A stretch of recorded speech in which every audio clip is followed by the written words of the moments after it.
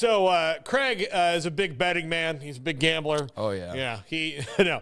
I know he's ready to put down some money on Arch Manning to win the 2025 Heisman. I don't think you're going to make anything. Yeah. No, you're not on this one. So here are the top Arch Manning at plus 750. Next up, Garrett Nussmeier, plus 800 to win the Heisman, which would make Garrett very, very happy if he did. It would. I don't know if he's got the I mean, he's good, but I don't think he's Heisman level caliber. Yeah. So the next three more quarterbacks are out of the top five: Nico Amaliava from Tennessee, Clemson's Cade Klubnik, and Penn State's Drew Aller. The first non-quarterback on the board, Craig, guess who it is? First non-quarterback, Jeremiah Smith. Yep, plus 1,500. And then another non-QB doesn't appear until Notre Dame running back Jeremiah Love at plus 6,000. I got to say, like, Arch Manning, I'm not going to doubt, like, that he's going to be great, but I need to see him play more than 2 games at a clip to make him my Heisman favorite. And I need to see what's going to be genuinely around him to see if it's going to be this year or next year when that would be maybe more reasonable. I think Texas will be good. I think it's kind of a fool's errand to just think that they're going to be right back at the top like they were, given all that they lost. I mean, there's roster attrition there. They'll be good, but like how good is up for debate. So I'll tell you, all these people, like I don't know, and we'll see when it happens. But there's your way too early Heisman odds. Yeah, I mean, I don't know how much money you'd actually make on betting Arch.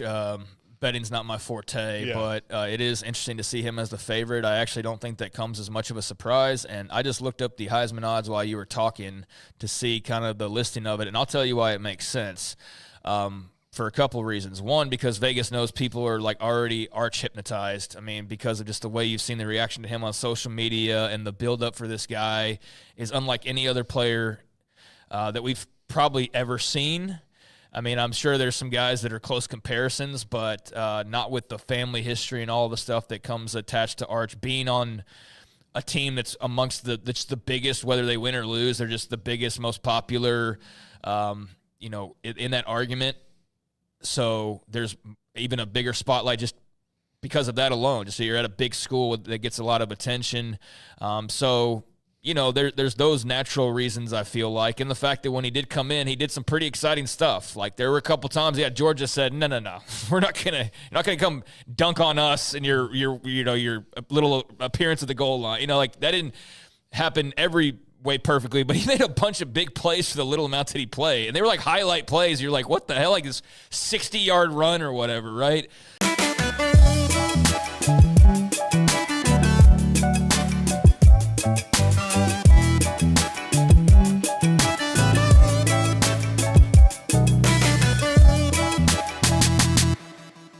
So he did enough exciting that I think you add that to the name and the school and the build-up and the fact that he's a starter, and that all makes sense. But the reason why it makes the most sense is because who the hell else would it be besides, like, let's say Jeremiah Smith?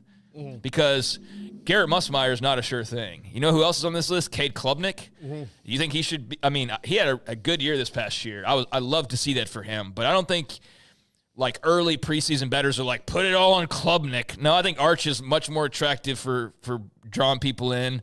Let's see who else is on here. You said Nico Amaliava. Yeah. I mean, he's okay to good, but he's not done anything to think that he's like the front runner for the Heisman. Drew Aller, no. Lenore Sellers, super exciting player, but not there to where he's the Heisman favorite just yet. Julian Sayin, we haven't seen anything. Carson Beck, I mean, we'll see. So, point being, DJ Lagway, now he's a guy I could see like getting in that conversation that's sort of off the board, but point being, is there anybody on that list outside of Jeremiah Smith that you'd be like, that's a bigger name and a bigger star than Arch Manning is? No. And so there you go. So like there's a lot of factors that are building up Arch to where he makes sense. It's not some like cheap deal where he's not really worthy of it. I think because of what I just said that he makes sense as the betting favorite, but I am fascinated to see what this actually looks like next year. I mean, God forbid he gets hurt in like game 2 and then like all this air gets blown out of the tire. I hope that doesn't happen. I want to see him play. I want to see what this looks like. Is he a one and done as far as being the starting quarterback and then he's off to the NFL? Because he will be eligible. Mm-hmm. He's entering his 3rd year. Mm-hmm. Or is it a little bit more like your average quarterback in college where he takes some lumps and then delivers some. I'm sure it'll be a scene, whatever it is. But yeah, the build-up's going to be insane, and it's just going to be for lack of a better term, and I know it's kind of a dated thing to say, but it's going to be a movie every time that he's out there because it's going to be such a unique, like, eyeball drawing experience because he's Arch Manning and he's had all this build-up. So yeah, thanks to Quinn Ewers for just kind of moving off and going off to the NFL, because I think with all this build-up, we all want to see, all right, let's see what it looks like now. Mm-hmm. Let's see him out there. He's the guy. Let's see what this looks like. And I think there will be a lot of big TV ratings, bigger than normal for Texas next fall. All right, Garrett, I want you – we're going to be in New Orleans. Okay. Home of Arch Manning, actually. Home of Arch Manning. Yeah. We're not going to bet for Arch Manning.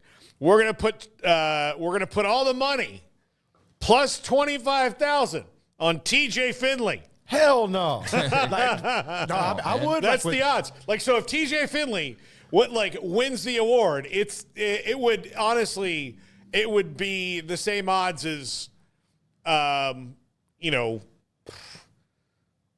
Alan Bowman would? Yeah, Alan Bowman. Yeah, something like that. How about you got plus 40,000 on Blake Shapen? You want to roll the dice? Yeah. Yeah, I mean, dude, if you want to make money, there's like Haas Haney. You know what? Go crazy. He's at plus 30,000. Josh Hoover, Brendan Sorsby, like a lot of those Big 12 quarterbacks all bunched up there that would break Vegas if they want it. But I mean, I would put like Sam Levitt's not in the mix. Oh, I'm sure he is. I'll give you his odds. Plus 3,300. That'd be a great bet to make. Yeah. I mean, I say that. Kevin Jennings plus 3,000. I mean, I would take Kevin Jennings. Yeah.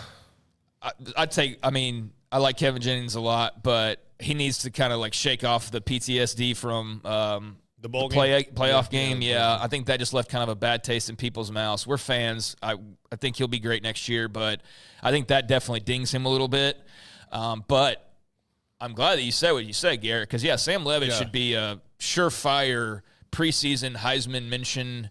If he's not, then I don't think people know what they're talking about, honestly, because I do think he deserves that kind of love. And if anybody's like, who are some people to look at in the Big 12 and they don't mention him, then they're way off the mark, because that dude's probably the number one guy in the league next year as far as that kind of type of talent and hype and all of that. Yeah. So good mention there. Plus 2,500 for John Mateer, Craig, right now. Yeah, that's like top 15-ish, I think, on these odds. So, I think that'd be – like I said, I'm not a betting in Vegas guy, but I think John Mateer would be an interesting bet to make. I don't think that's a stupid one at all, given his relationship with Arbuckle, the type of dynamic playmaker he is, the bigger stage that he'll be on, playing in the SEC, all that stuff. If he were to have a year like he had last year, he'd definitely be in the conversation at certain points.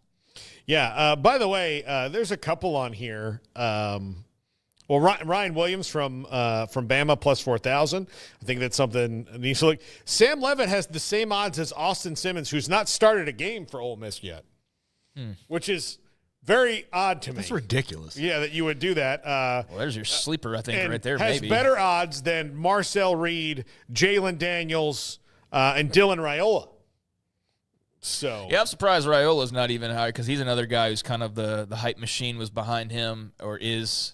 Doesn't seem as much anymore, but certainly during his recruitment and then when he started to play at Nebraska, I mean, that's obviously a guy we've seen a lot of. So, I could see him being a part of that mix. Fun for folks who dabble in that to have this to roll through, and even fun for those who don't to kind of look through it. But, I think Sam Levitt, that might be a bit of either an intentional slip-up or just a slip-up. I don't know, but he definitely deserves to get a bit more love, and he will be one of the he'll be the preseason first-team quarterback. Yep, for sure, in the league next year, without any doubt. So that's a guy to watch for sure. Yeah,